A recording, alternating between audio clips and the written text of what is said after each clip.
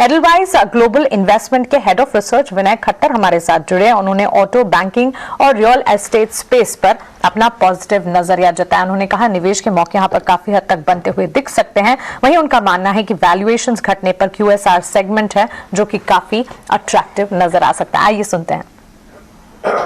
तो हमको दो तीन सेक्टर्स बहुत अच्छे लग रहे हैं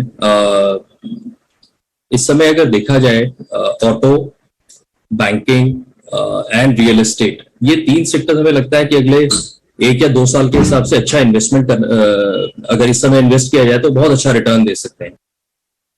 सो आप देखिए, अब जैसे आप कंजम्पशन लेंगे, कंजम्पशन के अंदर देयर आर स्पेसेस जैसे QSR है, क्विक सर्विस रेस्टोरेंट्स, राइट, जहां पे देवयानी जैसे स्टॉक है, Devyani international and so on.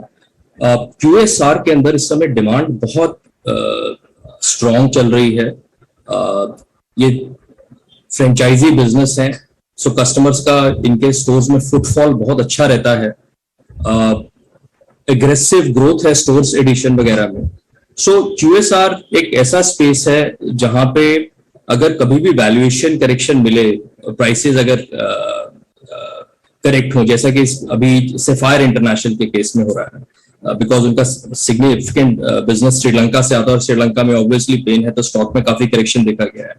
But अगर आप थोड़ा सा इसका लॉन्ग टर्म व्यू लें 1-2 साल का, तो ये प्रॉब्लम हमेशा नहीं चलेगा और उनका इंडिया का बिजनेस बहुत अच्छा चल रहा है। So quick service restaurant QSR is one space जहां पे अच्छा रिटर्न बन सकता है ओवर 1 or 2 years। सो अगर आप सेक्टर बाय सेक्टर देखें, अर्निंग्स डाउनग्रेड कहाँ आ सकता है? अर्निंग्स डाउनग्रेड वहां पे आ सकता है जहां पे कमोडिटी प्राइस इंपैक्ट बहुत ज्यादा होएगा। अभी कमोडिटी प्राइस इंपैक्ट FMCG में हो सकता है, फास्ट मूविंग इलेक्ट्रॉनिक गुड्स में हो सकता है एंड सो ऑन। बट हमें ये नहीं भूलना चाहिए कि इस समय कमोडिटीज में 20 से 30% का करेक्शन ऑलरेडी हो चुका है फ्रॉम टॉप्स। सो अगर इस क्वार्टर में उसका इंपैक्ट आएगा, अगले क्वार्टर में वो इंपैक्ट नॉर्मलाइज हो जाएगा, बिकॉज कमोडिटी प्राइसेस नीचे आ गई हैं, बहुत सी कंपनीज ने प्राइस हाइक ले ली है। सो अगर इस क्वार्टर में हम लोगों को मार्जिन कंप्रेशन दिखता भी है तो वो मार्जिन नॉर्मलाइज हो जाएगा या एक्सपैंड हो जाएगा अगले क्वार्टर में। सो अगर मैं पूरे साल के हिसाब से नंबर देखूं, जो बहुत बड़ा इंपैक्ट हम लोगों को नहीं लगता है कि इस साल आएगा, एंड सितंबर से मार्केट रोल ओवर कर जाएगी FY24 के नंबर्स पे, तो FY24 में तो फिर और भी इंपैक्ट आने का कम चांस है।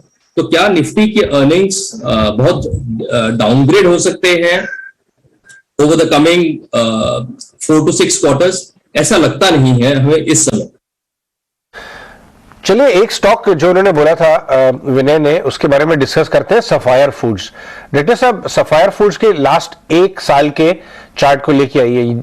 सफायर फूड्स 1100 रुपए के आसपास घूम रहा है, लेकिन ऊपर में 1550-1600 का भाव इसका 1500 का हुआ करता था।